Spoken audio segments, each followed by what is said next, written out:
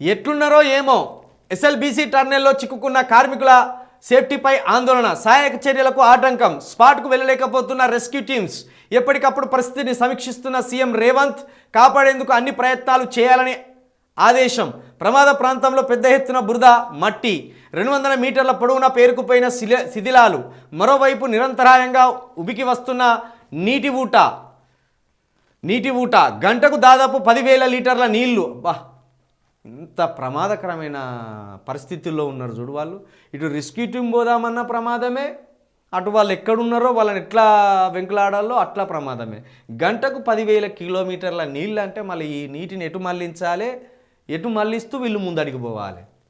గంటకు దాదాపు 10,000 లీటర్ల నీళ్లు, 13.8 కిలోమీటర్ల వరకే వెళ్ళగలిగిన రెస్క్యూ బృందాలు, కూలిన స్లాబ్, మట్టిని తొలగించేందుకు ప్రయత్నాలు. రంగంలోకి army, NDRF, SDRF, HYDRAA, fire teams. దగ్గరుండి సహాయక చర్యలను పర్యవేక్షిస్తున్న మంత్రులు ఉత్తమ్ జూపల్లి.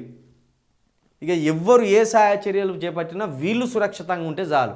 ఎందుకంటే పరిస్థితులేమో అటు ముందరికి పోయేటట్టు లేవు, కఠినమైన పరిస్థితులు ఉన్నాయి. కానీ ఇప్పటికే 48 గంటలు దాటింది.